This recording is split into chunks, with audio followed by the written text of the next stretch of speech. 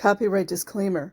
Under Title 17 U.S.C. Section 107, allowance is made for fair use for purposes such as criticism, comment, news reporting, teaching, scholarship, and research.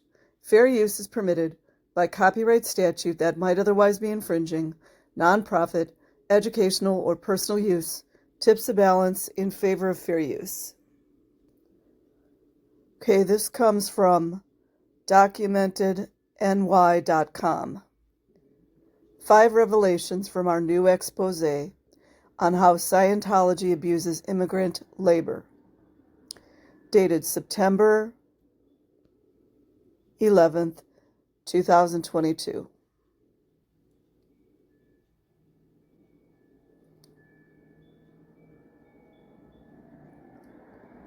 The summary about how the Church of Scientology abuses a religious visa designation to exploit foreign workers was featured in Documented's early arrival newsletter. You can subscribe to receive it in your inbox 3 times per week here.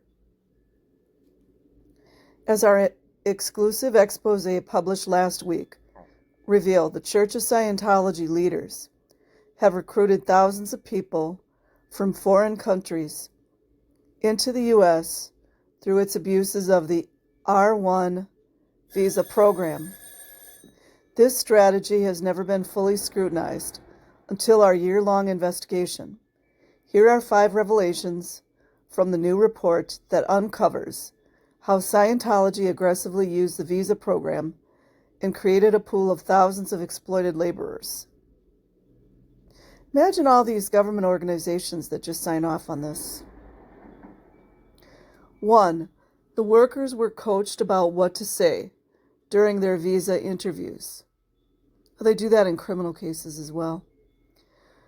When Attila Sonkali was recruited at age 21, of course she was 21.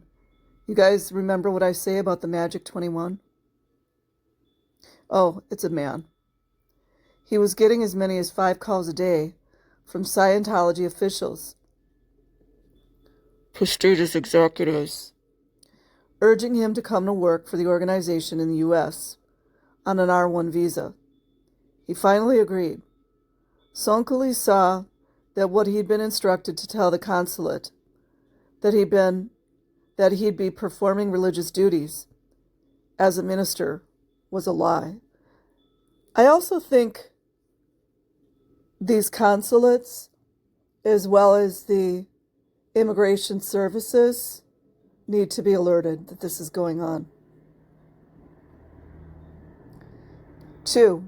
After they arrived in the U.S., they had their passports, visas, and other travel and identifying documents taken by church officials. Taken by church officials.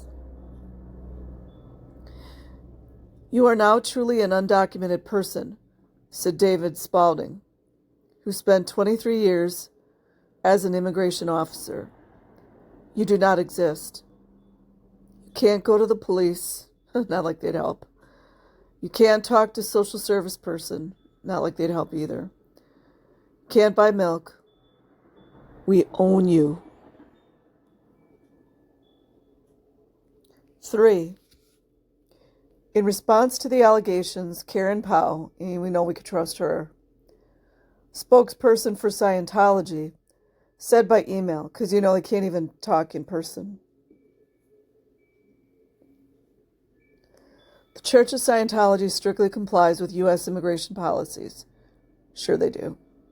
Powell said, adding that the sources our reporter spoke to were engaged in a coordinated and premeditated conspiracy to level false allegations.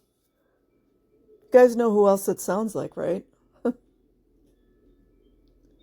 4. Scientology has successfully defended itself in court against allegations of worker abuse before.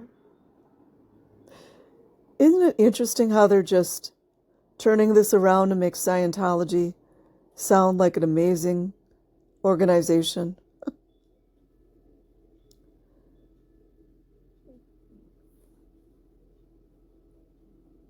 In 2009, Mark and Claire Headley A married American couple, she's originally from the UK. In case you didn't know, now you know.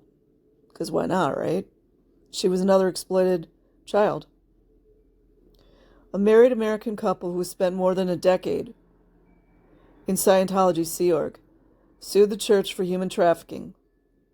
They claimed the organization had stolen their wages, forced them into manual labor, and forced Claire to abort 2 pregnancies. Oh, forced abortions is against the law as well. It's actually against human rights. I read this somewhere. I have to go back and look it up. It's a international organization that claims anytime a woman is forced against her will to have an abortion, it's against her human rights. So that's a human rights violation, which supersedes a lot of these countries' laws. The case was dismissed. A more recent and still unsettled lawsuit from 3 former Scientology members alleges violations of laws against trafficking, forced labor, peonage, and conspiracy. Let's not forget the child sexual abuse in that case. Let's not forget that. Don't just conveniently leave it out. 5. Federal inspectors can further investigate and potentially bring justice for these victims. Can hope.